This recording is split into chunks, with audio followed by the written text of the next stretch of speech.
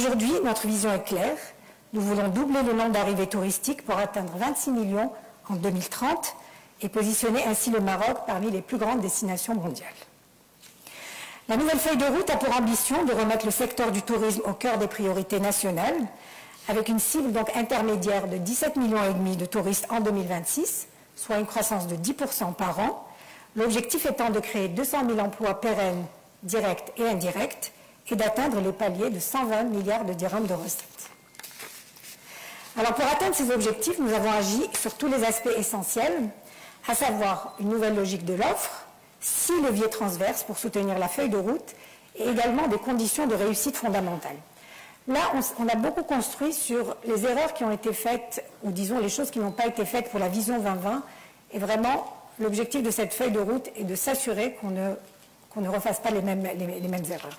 Aujourd'hui, les chiffres officiels, c'est 287 000 lits qui existent au Maroc. D'accord? Tous ne marchent pas très bien. Marrakech, on est à 40% de la capacité hôtelière. D'accord. On était à 60% de la capacité hôtelière. La manière dont on a avancé aujourd'hui a fait que d'autres destinations ont pris des parts de marché, l'investissement. D'accord, c'est important. Et ça, c'est un travail de fond qui a été fait.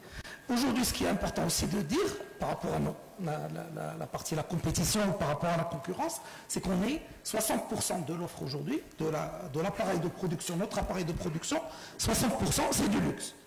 Donc c'est important d'aller capter ce touriste qui cherche ce type de produit. 16% c'est de la moyenne, 60% c'est haut de gamme, 16% c'est de la moyenne gamme, et on a 18% c'est de l'entrée de gamme. Je vais parler aussi, il reste 4%, je l'ai mis dans la partie camping. D'abord en termes de chiffres simples, si je prends rien que la notoriété qui est la base, 89% des voyageurs du monde connaissent la destination. On est dans une moyenne générale, moyenne de 85%, ce qui fait que c'est pas un chiffre très, ça reste un pays, donc les gens connaissent un peu les pays. Mais ce qui est intéressant, c'est que sur les 89%, on a 41% qui estiment programmer le Maroc dans leur prochain voyage des 12 prochains mois. Donc on est une destination qu'ils considèrent. Mais pas assez, parce que 41, ça reste dès qu'on a perdu. Entre ceux qui nous connaissent et ceux qui considèrent nous visiter, on a perdu à peu près 50 points. Donc on a encore de la croissance à ce niveau-là. Et ça, c'est un peu le travail qu'on fait à travers toute la partie marketing au niveau de la présence de la marque, lancement de la marque à l'international. C'est vraiment de convertir ceux qui nous connaissent déjà, alors qu'il y a quelques années, il y avait un problème de notoriété. Il faut d'abord faire connaître les destinations. À passer d'un pays que je connais, un pays que je considère dans les 12 prochains mois. L'effet Coupe du Monde est phénoménal à ce niveau-là.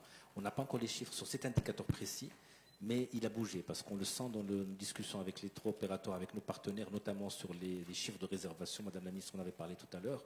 Ce qu'on appelle le looking. Avant le booking, déjà le looking avait bondi et le booking et la considération sont avancés. Donc on a gagné sur ce point-là. On ne se rend pas compte. En tout cas, depuis qu'on a signé, moi je reçois des dizaines d'appels des investisseurs du monde entier. D'abord au Maroc, des gens qui m'appellent pour avoir le détail justement de comment ça se passe. Il faut savoir qu'il y a un momentum extraordinaire pour le tourisme aujourd'hui. Il y a un momentum exceptionnel d'abord parce que d'une manière générale dans le monde, il y a une demande qui est beaucoup plus forte. L'industrie sort plus forte. Les gens ont compris avec Covid qu'il valait mieux vivre des expériences que de posséder des tas de maisons dans lesquelles on ne vit jamais. Et donc ils veulent vivre.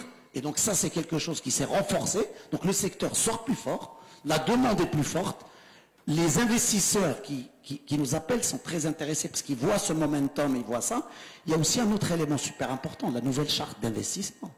Je ne sais pas si vous vous rendez compte, c'est aussi quelque chose d'exceptionnel, cette nouvelle charte d'investissement qui va pouvoir financer jusqu'à 30% les investissements. Ça rend le Maroc beaucoup plus compétitif. Donc quand on a d'un côté un secteur où la demande progresse, de l'autre côté un gouvernement qui se décide finalement de se donner les moyens pour accélérer le taux de croissance.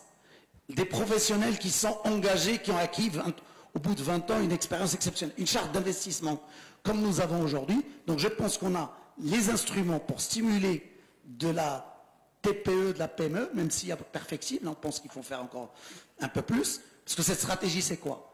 D'abord, priorité, c'est l'immédiat. ça qu'elle est intéressante. Quand on dit qu'il faut doubler l'aérien, parce qu'il faut améliorer la rentabilité des investissements existants aujourd'hui d'abord. Parce que si on améliore la rentabilité, les banquiers les accompagneront, ils créeront d'autres établissements et ils vont créer d'autres investissements.